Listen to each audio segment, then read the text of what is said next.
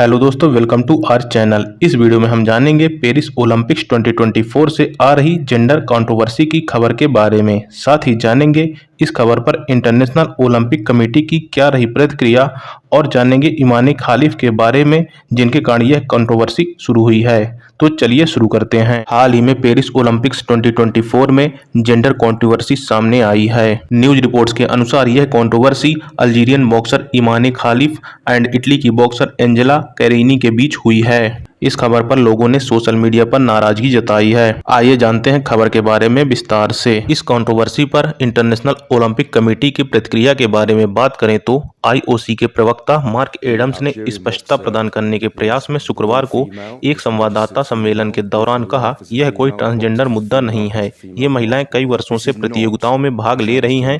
Testosterone एक आदर्श परीक्षण नहीं है।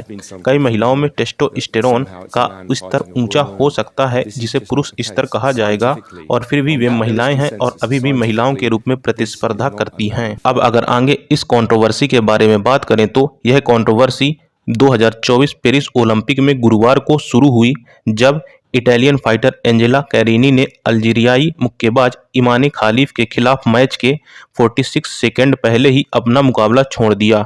अल्जीरियाई मुक्केबाज इमानी खालिफ के पहले मुकाबले और उसके बाद ताइवान के लिन युटिंग के पहले मुकाबले के बाद ओलंपिक में मुक्केबाजी विवाद कई दिनों से चर्चा का विषय बना हुआ है।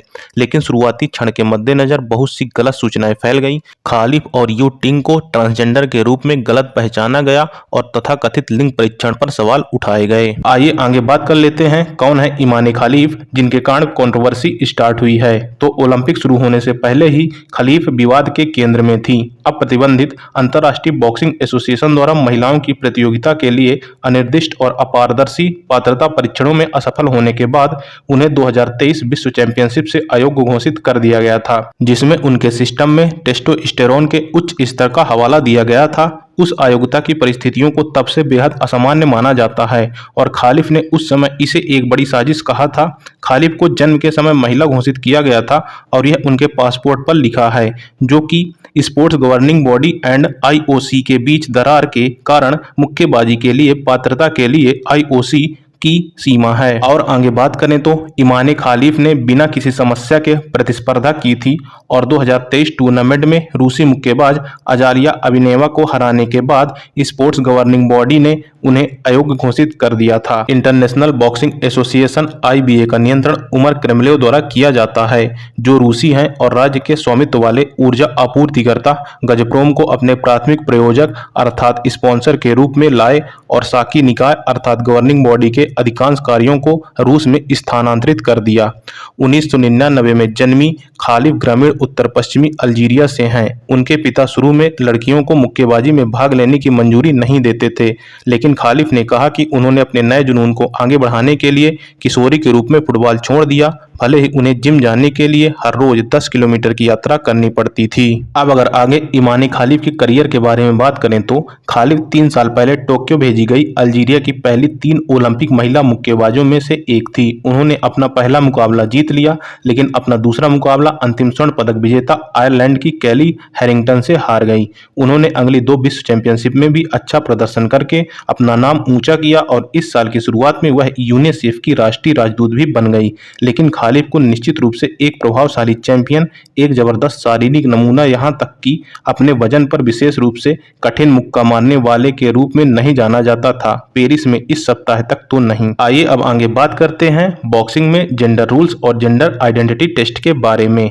हालांकि कुछ खेलों में प्रतियोगिताओं में ट्रांसजेंडर एथलीटों और हार्मोन के स्तर के बारे में विस्तृत दिशा निर्देश हैं। मुक्केबाजी 2016 ओलंपिक से जुड़े नियमों पर निर्भर है, जो कहते हैं कि पात्रता की सीमा वही है जो आईबीए और आईओसी के बीच एक बड़े मतभेद के बीच एक एथलीट के पासपोर्ट पर दिखाई देती है। इंटरनेशनल ओलंपिक कमेटी ने इस सप्ताह जोर देकर कहा कि लिंग और निष्पक्षता के मुद्दों पर कोई वैज्ञानिक या राजनीतिक सहमति मौजूद नहीं है। इसने 2021 में स्पोर्ट्स गवर्निंग बॉडीज को अपडेटेड गाइडेंस दिया। तथा आगे बात करें तो 2021 में टोक्यो ओलंपिक आयोजित होने के बाद से कई खेल निकायों ने अपने पात्रता नियमों को अपडेट किया है, जिसमें वर्ल्ड एक्वेटिक्स, वर्ल्ड एथलेटिक्स और इंटरनेशनल साइकिलिंग यूनियन शामिल हैं। उन सभी ने ने महिला स्पर्धाओं से उन एथलीटों को प्रतिबंधित करने का निर्णय लिया जो पुरुष से महिला बन गए हैं और पुरुष यौवन से गुजर चुके हैं। साथ ही विश्व एथलेटिक्स ने भी पिछले साल नियमों को कड़ा कर दिया था, जिसमें कुछ एथलीटों के लिए टेस्टोस्टेरोन परीक्षण शामिल किया गया था, जिन्हें कानूनी तौर पर जन्म के समय महिला के रूप में पहचाना गया था। हालांकि एक चिकित्सीय स्थिति के कारण कुछ पुरुष लक्षण सामने आए थे। तो आइए अब आगे बात करते हैं ओलंपिक से संबंधित विवादों के बारे में। तो यह ओलंपिक्स के लिए कोई नई बात नहीं है। ओलंपिक्स में पहले भी कई विवाद सामने आ चुके हैं। अगर बात करें तो ओलंपिक खेल एक प्रमुख अंतर्राष्ट्रीय बहुखेल आयोजन है। अपने इतिहास के दौरान ग्रीष्मकालीन और शीतकालीन दोनों खेल घोटालों और विवादों का विषय रहे हैं, जिसमें प्रदर्शन बढ़ाने वाली दवाओं का उपयोग भी शामिल है।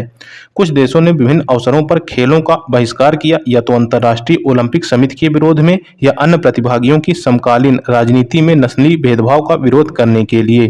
दोनों विश्व युद्धों के बाद पराजित देशों को आमंत्रित नहीं किया गया।